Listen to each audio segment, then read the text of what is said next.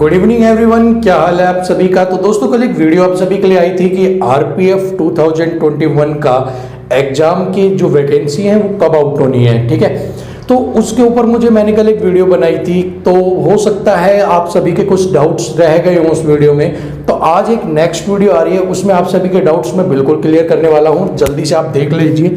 सबसे पहले हम लिख लेते हैं आपका आरपीएफ 2021। तो दोस्तों आरपीएफ आपका हो गया रेलवे प्रोटेक्शन फोर्स। ठीक है, ये रेलवे की प्रोटेक्शन फोर्स के लिए आरआरबी रेलवे से निकालता है इन पोस्ट्स को for the post of sub inspector, constable. ठीक है, सब इंस्पेक्टर और कांस्टेबल के लिए ये आपके पोस्ट निकलते हैं। ठीक है, इसी के साथ एक आपका और निकलता है जिसको अगर आप हिंदी में कहें तो सहायक कांस्टेबल, सहायक कांस्टेबल। ठीक है, आप इसे सहायक कांस्टेबल बोलते हैं। तो ये 3 पोस्ट के लिए आपकी जो रेलवे है वो आपकी वैकेंसीज आउट करता है। ठीक है, अभी जो लास्ट आई थी वो 2018 में आपकी वैकेंसीज आउट हुई थी। ठीक है, अभी 21 के लिए आपकी 2021 की अगर हम बात करते हैं तो 2021 के लिए अभी कोई भी नोटिफिकेशन हमारे पास नहीं है। आरआरबी रेलवे की तरफ से कोई भी नोटिफिकेशन हमें प्रोवाइड नहीं की गई है कि हमारा जो एग्जाम है वो कब कंडक्ट आपसे करवाया जाएगा।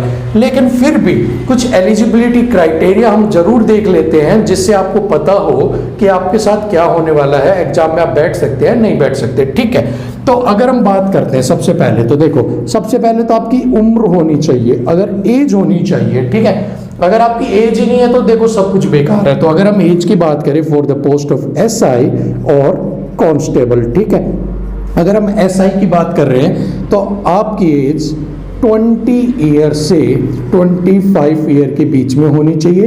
ये आपकी मिनिमम एज है और ये आपकी मैक्सिमम एज है। ठीक है, अगर हम कांस्टेबल की बात करें तो 18 से लेके 25 साल आपकी एज होनी चाहिए। 18 साल जो आपकी एज है वो आपकी है मिनिमम और 25 है आपकी मैक्सिमम। ठीक है, इसके बाद हम बात करते हैं एजुकेशन की। अगर आप एजुकेशन की बात करते हो तो आपको for the post of the constable you have to pass 10th class. ठीक है, आप 10th पास होने चाहिए फॉर आपका फॉर सहायक किसके लिए, सहायक कांस्टेबल के लिए। और सेकेंडरी आपके पास लिविंग सर्टिफिकेट होनी चाहिए for the post of the constable के लिए। ठीक है, तो आपका 10th पास होना चाहिए आपका और आपके पास एक सेकेंडरी स्कूल लिविंग सर्टिफिकेट होनी चाहिए। वो सब होने के बाद आप एजुकेशनल क्वालिफिकेशन कर लेंगे। ठीक है, अब आपके लिए एज हो गई, ये हो गया एजुकेशनल क्वालिफिकेशन कांस्टेबल के लिए, एसआई के लिए रह गया। तो अगर हम एसआई के एजुकेशनल क्वालिफिकेशन की बात करते हैं तो वो होना चाहिए ग्रेजुएशन। उसे ग्रेजुएट होना चाहिए अगर वो पोस्ट के लिए अप्लाई करना चाहता है। And her and his age must be between 20 to 25। That's all for the SI post in railway. ठीक है, इतना आपको ये जानना जरूरी था एलिजिबिलिटी क्राइटेरिया के लिए। अब अगर हम बात करें इसके साथ ही एग्जाम का पैटर्न क्या रहता है आपका, देखो एग्जाम आता कैसे है। अगर हम एग्जाम की बात करते हैं, ठीक है, एग्जाम की बात करने से पहले हम ये देख लेते हैं कि सिलेक्शन प्रोसेस क्या होता है। ठीक है, सिलेक्शन प्रोसेस, अगर आप सिलेक्शन प्रोसेस की बात करते हैं तो आपके लिए 3 स्टेप्स में काम होता है, 4 स्टेप्स में। तो आपको 4 स्टेप में कुछ काम करना होता है। सबसे पहले आपको CBT 1 क्लियर करना होता है, उसके बाद आपको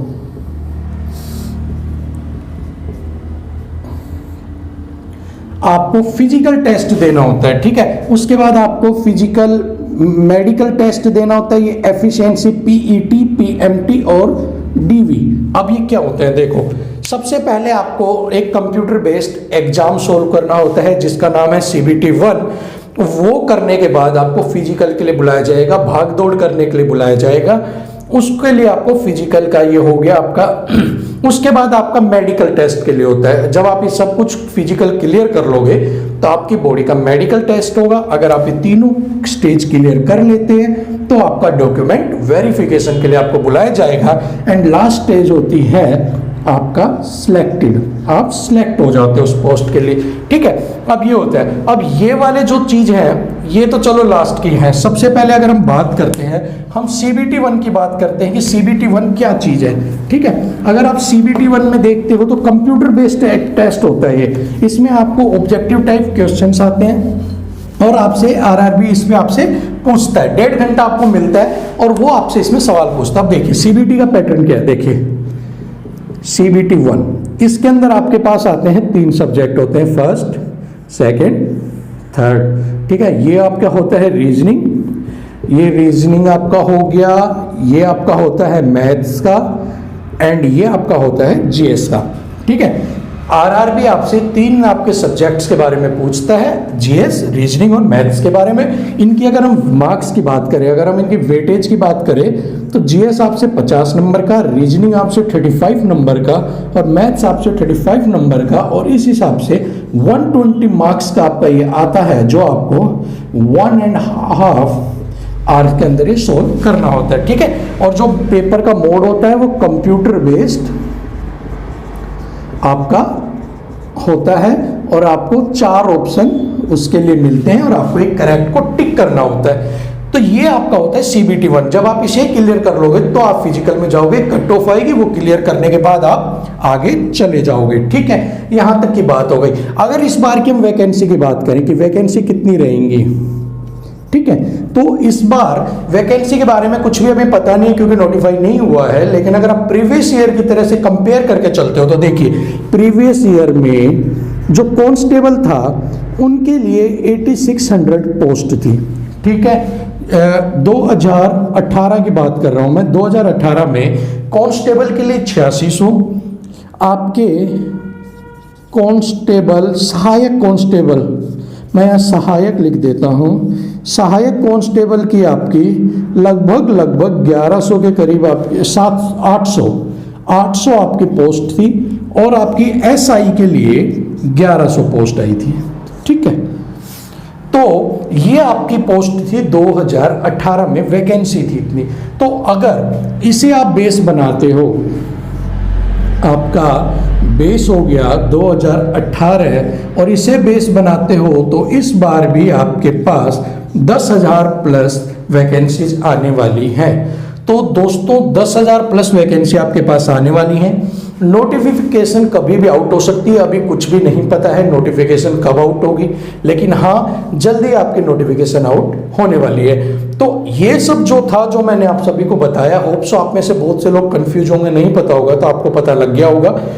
अब आपको करना क्या है, फिलहाल आपको जब तक कि आपकी नोटिफिकेशन आउट नहीं होती है, आप सभी को CBT 1 की तैयारी स्टार्ट कर देनी है, ठीक है। एग्जाम कभी भी कंडक्ट हो, लेकिन अगर आपने तैयारी अच्छी कर रखी है तो आप कॉन्फिडेंस के साथ उसे क्रैक कर जाएंगे। तो ये आप समझ के चलिए। देखिए एग्जाम से पहले जो टाइम आपको मिलता है वो बोनस टाइम होता है, और बोनस तो हमेशा कंपनी के हो, किसी भी फील्ड में हो, हर कोई चाहता है मुझे बोनस मिले, तो आपको तो बोनस मिल रहा है, ठीक है। तो आप इसको यूज कीजिए। जब भी नोटिफिकेशन निकलती है, आपका एग्जाम आता है, आप कॉन्फिडेंस के साथ जाइए और अपना सिलेक्शन लेके ही वापस बाहर आइए। तो इतना सब कुछ आप सबको बताने के लिए, तो होप सो आप सभी के डाउट क्लियर हो गए होंगे। और फिर भी अगर आपका कोई डाउट बचता है तो आप मुझे कमेंट करके जरूर बताना कि हमारा ये डाउट अब भी बच गया है, ठीक है। और वीडियो को लाइक कर देना, शेयर कर देना, चैनल को ज़्यादा से ज़्यादा सब्सक्राइब कर देना। ऐसी वीडियो हम आपके लिए लेके आते रहेंगे। तब तक के लिए जय हिंद।